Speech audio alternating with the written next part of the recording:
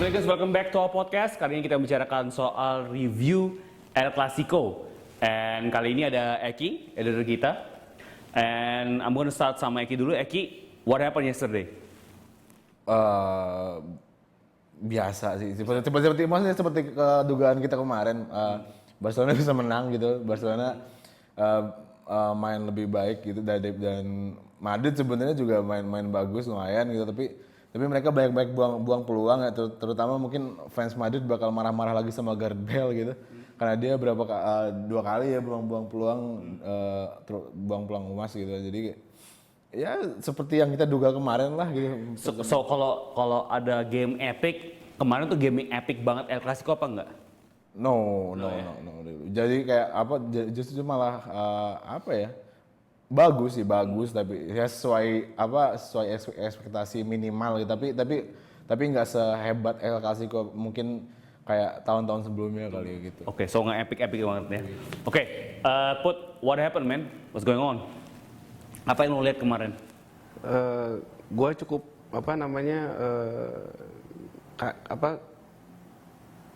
aneh gitu yang lihat Madrid ya, kok fighting spiritnya itu nggak segitunya banget gitu. Tapi sebenarnya di first half itu Madrid itu bisa lead, bisa skor 3 sebenarnya. Ronaldo miss dari depan gawang, terus sebenarnya golnya Bale itu onside. Gitu, jadi he was unlucky aja gitu. Bukan Ronaldo ada di offside ya, di kanan itu? Bukan, Bale yang dari itu, segitu kan? iya, itu sebenarnya onside sih. Tapi Barca emang bagus sih. Kemarin back four-nya lumayan solid ya. Jadi lumayan nutup pemain-pemain depannya Madrid sih menurut gue sih. Terus lo ngerasa kan orang selalu membandingkan, kalau Barca Madrid main di BPL tuh mereka belum tentu segitu dominannya. Tapi did you see kalau kemarin emang mereka above Premier League teams, atau what is your take on that? Menurut gue iya ya. Yeah, why? Dari passingnya, dari short passesnya, dari teknik skill dan kayaknya kalau di kotak penalti lebih greget aja gitu.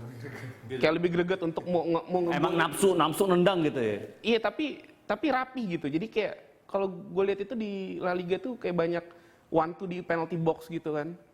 Sementara di Premier League juga jarang gitu. Paling contoh yang paling bagus ini kali ya pas peluangnya Ronaldo yang kena tiang kali ya. Si Benzema malah nunggu dulu, nggak langsung nendang dia kan, dia malah ngumpan flick ke Ronaldo gitu. Itu bagus banget. Oke, Ki, what's next untuk Real Madrid? Apakah mereka masih bisa juara La Liga, atau mereka fokus Champions League aja deh gitu? What's next man? Karena bedanya sekarang berapa? 5 points ya? 4 points, oke. What's next Real Madrid? Madrid nggak dalam posisi mereka bisa nawar untuk lebih fokus ke Champions aja, karena Madrid gitu, kayak lo turun performa dikit aja lo langsung dibu sama fans sendiri gitu kan, kayak emang separah itu ekspektasinya. Jadi emang mau nggak mau Ancelotti ya harus ngejar di dua turnamen itu gitu.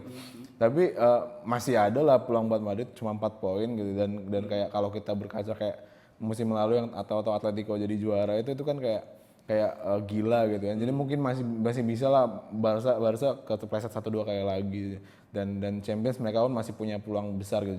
Jadi masih bisa untuk di kompetisi itu lah. Oke, what do you think? What is next untuk Madrid? Fokus di La Liga, Champions League, or both? Menurut gue mereka harus fokus di both dan lebih fokus untuk nggak ada yang cedera sih. Karena kalau gue lihat bench mereka tuh mereka tuh timnya nggak deep ya.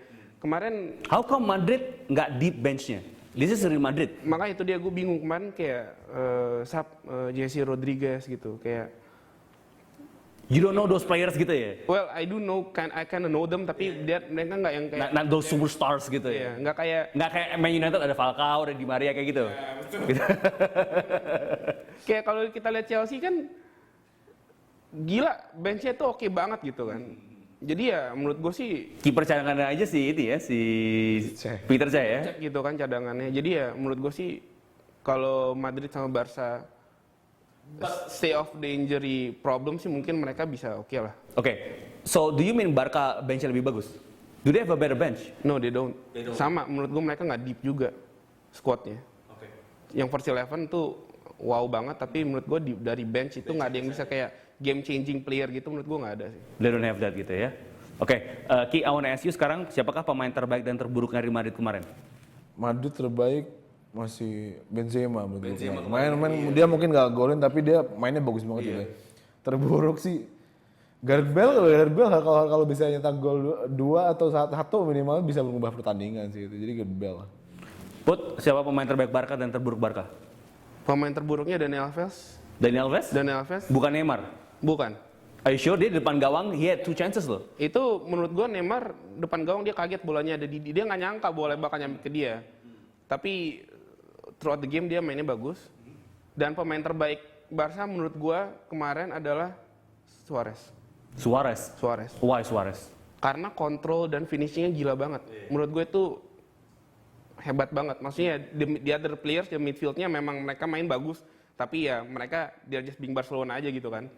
Tapi kayak Suarez itu his control and his finishing was superb. Jadi menurut gue pemain terbaiknya Suarez. Oke, last question. Ini kita ngomongin pemainnya, kita ngomong taktiknya ya. Taktik siapa yang menang kemarin sebenarnya? Barca apa Madrid? Yang kemarin Who had the better plan? Game plan? Siapa yang lebih baik? game plan-nya sebenarnya mereka pakai default game plan kayak nggak ada spesial tapi menurut gua lebih bagus Barcelona. Barcelona ya. Putra? Sama ya. So Barcelona was the better team kemarin gitu ya. Settingannya udah pas aja gitu. Nggak perlu diganti-ganti lagi. Messi, how was Messi kemarin? He didn't score a hat-trick. Yeah, he's the Messiah kan? He didn't score a hat-trick. Messi was just alright, I think 6,5 7 lah. Dia yang he's just being Messi aja. Iya, being Messi Messi lah, aja. biasa. Ngambil bola dari belakang ya. He was passing kiri kanannya oke loh. Iya, dribbling beberapa kali dia bagus. Iya, bagus. Tapi mungkin cuma itu yang kurang. dia passingnya harusnya Neymar tuh di kanan itu tuh. Iya, Payah banget tuh.